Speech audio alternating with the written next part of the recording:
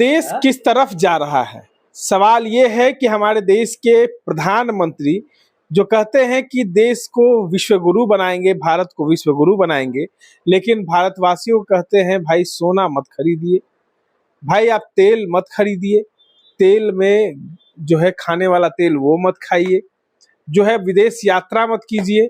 अब भाई जब विश्वगुरु भारत को बना रहे हैं, मजबूत भारत को बना रहे हैं, आपके समर्थक जो कहते हैं कि जब से प्रधानमंत्री नरेंद्र मोदी बने हैं तब से भारत में एकजुटता आई है, ताकत आया है, लेकिन इतना बड़ा संकट कैसे आ गया? क्या प्रधानमंत्री 12 सालों से सोए हुए थे? ये तमाम लोग को चर्चा करने के लिए हमारे साथ पूर्व आईपीएस अधिकारी अमिताभ कुमार दास है। सर, भारत को तो विश्वगुरु बनाने वाले थे प्रधानमंत्री, लेकिन अब कह रहे हैं कि आप गाड़ी में तेल मत भरवाइए, सोना मत खरीदिए, खाने वाला तेल मत खाइए, कुछ और विदेश यात्रा मत करिए, कुछ दिन के बाद कहेंगे खाना मत खाइए। नहीं, सही बात है। देखिए, जो नरेंद्र मोदी जी हैं वो इस देश के इतिहास के सबसे नकारा प्रधानमंत्री साबित हुए हैं और मेरा इनको विनम्र सुझाव है कि इन्हें इस्तीफा देके दोबारा चाय बेचनी चाहिए, क्योंकि ये चाय बेचने लायक ही हैं, इनसे देश नहीं संभल रहा है। अभी देखिए, मोदी ने 2-3 दिन पहले तेलंगाना में एक भाषण दिया जिसकी बहुत चर्चा है चारों ओर। उस भाषण में उन्होंने भारतवासियों को 6-7 सूत्र बताए हैं और सूत्र में ये है कि एक तो कहा है कि भाई आप वर्क फ्रॉम होम कीजिए, घर से काम कीजिए। एक कहा है कि अगले साल 1 साल तक सोने की खरीदारी नहीं कीजिए, सोना मत खरीदिए। एक कहा है कि उर्वरक का इस्तेमाल कम कीजिए, खाने के तेल का इस्तेमाल कम कीजिए, विदेश यात्रा नहीं कीजिए, है ना, मेट्रो में सफ़र कीजिए, पेट्रोल डीजल को बचाइए, वगैरह वगैरह।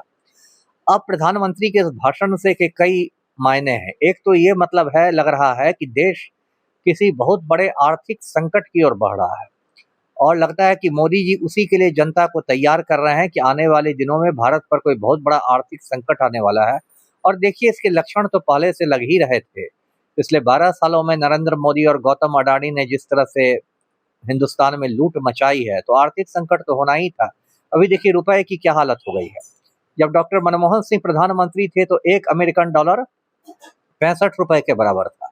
अभी क्या हो गया है, 1 अमेरिकन डॉलर 95 रुपए के बराबर हो गया है और अर्थशास्त्रियों का कहना है कि अगले कुछ महीने में वो 100 रुपए के बराबर हो जाएगा। तो करेंसी का तो कचरा हो गया है। उसके बाद महंगाई, भ्रष्टाचार, ये सब चरम पर है। अच्छा, जो मोदी ने जो सब बातें कही हैं आप देखिएगा तो बहुत अव्यावहारिक बातें हैं, इम्प्रैक्टिकल है। अब उन्होंने कहा कि वर्क फ्रॉम होम कीजिए। अब वर्क फ्रॉम होम कौन कर सकता है? मुट्ठी भर लोग जो आईटी सेक्टर में है वो लोग हो सकता है वर्क फ्रॉम होम कर दें, घर पर बैठ के लैपटॉप पर काम करें, लेकिन जो मेहनत कश जनता है, जो पसीने की कमाई खाती है, वो क्या वर्क फ्रॉम होम कर सकती है? क्या कोई रिक्शा वाला घर पर बैठ के रिक्शा चला लेगा? क्या कोई दिहाड़ी मजदूर घर पर बैठ के ईंटा ढोलेगा? क्या कोई ऑटो वाला घर पर बैठ के ऑटो चला लेगा? कोई 15-15 लाख भेजेंगे ना जब बैठेगा। हाँ, तो भेज दें, पहले भेज दें तभी उपदेश झाड़ें। या कोई कुली घर पर बैठ के बोझा ढोलेगा? तो एकदम अव्यावहारिक बातें हैं। इसका मतलब कि प्रधानमंत्री को जमीनी हकीकत कुछ नहीं मालूम, ऐसे हवा में भाषणबाजी कर रहे हैं। दूसरी, उन्होंने अटपटी बातें कही हैं, लोगों से कहा है कि भाई सोना मत खरीदो। अब ये वही प्रधानमंत्री हैं जो 1 साल पहले कांग्रेस पर हमलावर हुआ करते थे, कहते थे कांग्रेस की सरकार आएगी तो हिंदू महिलाओं का मंगलसूत्र छीन लेगी। अब आप ही मंगलसूत्र पर खतरा बने हुए हैं। जो भारतीय शादियों में जो सोना देने की एक परंपरा है लड़की को, उसके पीछे ये सोच है कि वो जो सोना है वो स्त्री धन है। मतलब कभी उस लड़की की जिंदगी में कभी कोई संकट आ जाएगा भविष्य में, तो सोने को गिरवी रख के या बेच के वो कुछ पैसे का जुगाड़ कर सकती है। अब मोदी जी को ये सामाजिक हकीकत मालूम नहीं है, बात बना रहे हैं सोना मत खरीदो, सोना मत खरीदो। अब बताइए, उससे हजारों सोनार लोग सड़कों पर आ गए हैं, कहते हैं कि हमारे पेट पर प्रधानमंत्री लात मार रहे हैं। और फिर लोग ये भी कह रहे हैं, सोशल मीडिया पर आप जाइएगा तो लोग कह रहे हैं कि मोदी जी पहले इन उपदेशों को आप खुद पर तो लागू कीजिए। आप आम आदमी से कह रहे हैं कि पेट्रोल और डीजल बचाइए और खुद मोदी का जो काफिला निकलता है उसमें 100 गाड़ियां रहती हैं, 150 गाड़ियां रहती है। अब तो एक फैशन हो गया है, टुटपुजिया नेता भी निकलेगा तो 300 गाड़ी लेके निकलेगा। तो इसमें क्या पेट्रोल नहीं खर्च हो रहा है? मोदी ने कहा कि लोग विदेश यात्रा नहीं करें, अब खुद 1-2 रोज बाद से विदेश यात्रा पर निकल रहे हैं। उनसे भी लोग कह सकते हैं कि आप इटली के प्रधानमंत्री से मिलने क्यों वहां जा रहे हैं, आप यहीं बैठ के दिल्ली में बैठ के जूम मीटिंग कर लेते, वर्क फ्रॉम होम कर लेते। तो जो बातें आप पब्लिक को सिखा रहे हैं वो बातें आप खुद पर नहीं लागू कीजिएगा तो आप पर तो पाखंडी होने का आरोप लगेगा, और लगना भी चाहिए। जी। ये झालमुड़ी का प्रचार किए थे तो झालमुड़ी तमाम भाजपाई खा रहे थे, तो सड़कों पे एक भी भाजपाई नहीं दिखे कि कार पुलिंग करके चल रहे हो, कोई भी एक भाजपाई नहीं दिखा कि जो सोना नहीं पहना हो, कोई भी एक भाजपाई नहीं दिखा जो है तेल वाला खाना नहीं खा रहा हो। बंगाल चुनाव में आपने देखा होगा कैसे मछली फ्राई खा रहे थे सब।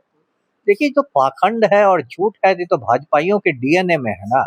ये यदि झूठ नहीं बोलेंगे, पाखंड नहीं करेंगे, ढोंग नहीं करेंगे, तो फिर ये राम भक्त कैसे इंदिरा कहलाएंगे? गांधी के समय का एक जो है वो वीडियो फेक या है, फिर फेक वो है। जो वायरल हो रहा AI से है। बना हुआ फेक है।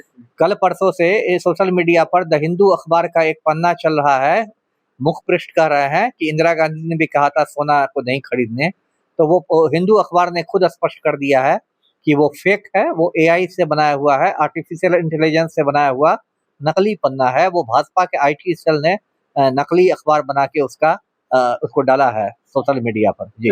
एक सवाल और अंतिम है कि एक चर्चा भी हुई थी कि कोई भी ऐसा प्रधानमंत्री है जो अपने ऊपर पहले इस चीज को लागू करता हो जनता को बोलने से पहले।